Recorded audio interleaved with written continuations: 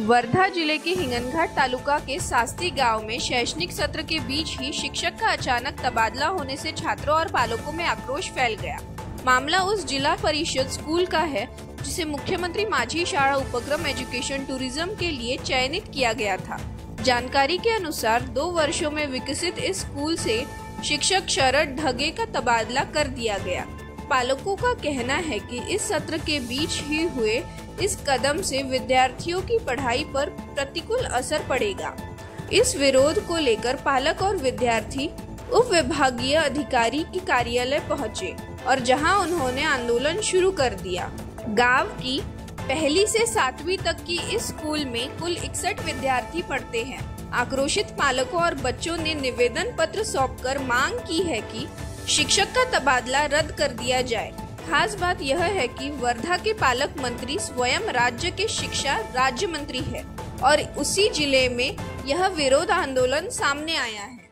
तहसीलदार हिंगनघाट हे समस्त गावकरी यांनी सास्ती गावकरी व विद्यार्थी व त्यांचे पालक यांनी हे निवेदन दिलेले आहे की त्यांच्या शाळेचे जे शिक्षक आहे त्यांची अकस्मात बदली झालेली आहे आणि 4 महिने अजून त्याचं वेळ हे असल्यामुळे त्यांची बदली करण्यात येऊ नये त्या कारणास्तव त्यांचे निवेदन आम्ही वरिष्ठांपर्यंत पाठवून देऊ।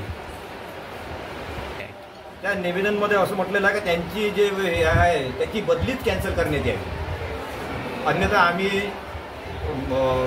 सुट्टीवर जाऊ किंवा आम्ही पाल्यांना शाळेत पाठवणार नाही। वरिष्ठांकडे याचं पाठपुरावा करू। हे जे शिक्षक आहे हे आहे शरद ढगे आणि हे आहे सास्ती शाळेतील शिक्षक आहे। हे मुख्याध्यापक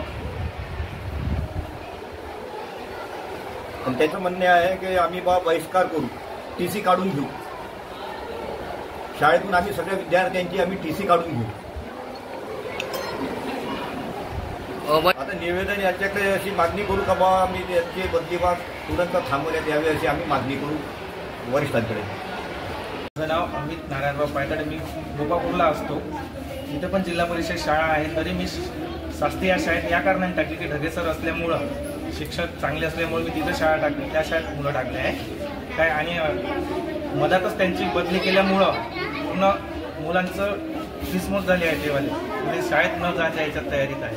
त्यांचं एकच मागणं आहे मुलांचं, जोपर्यंत ढगे सर येत नाही तोपर्यंत आम्ही शाळेत जाणार नाही काय। तरी एवढं निवेदन आहे माझं जिल्हा अधिकारी साहेबांना की त्यांनी ढगे सरना या सत्रासाठी तरी शाळेत इथं बदली करून द्यावी। पंकज दोडकी, मी सास्ती या गावातील रहिवासी असून मी जिल्हा परिषद उच्च प्राथमिक शाळा सास्ती या शाळेचा शाळा व्यवस्थापन समितीचा अध्यक्ष म्हणून काम करतो। आमच्या शाळेतील या सत्रामध्ये निवडणूक प्रक्रियेच्या याच्यात ढगे सरांची बदली झाली आहे।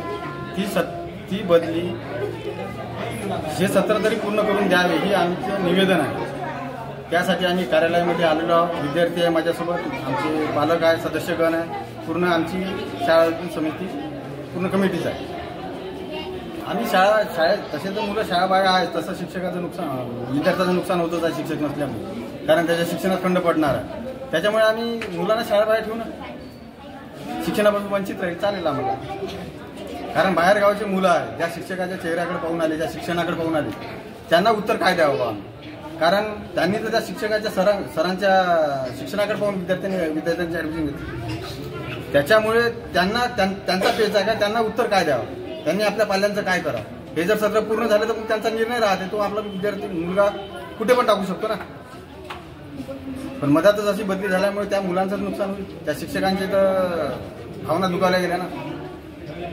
आम्ही आता इथे आलो उपविभागीय अधिकाऱ्यांकडे, हीच मागणी आहे आमची। जर प्रशासकानं आमची मागणी पूर्ण केली नाही, ढगे सरांना या सत्रापर्यंत जर आमच्या शाळेत ठेवलं नाही तर आम्ही एकही मुलगा शाळेत पाठवणार नाही। आमचा मुलगा तो पूर्ण वर्षभर शाळाबाहेर राहील, शिक्षणापासून वंचित राहील। या आमच्या मागणीला प्रशासकानं न्याय द्यावं हीच आमची विनंती आहे आणि याला न्याय देईल अशी आशा घेऊन आम्ही इथे आलो आहे।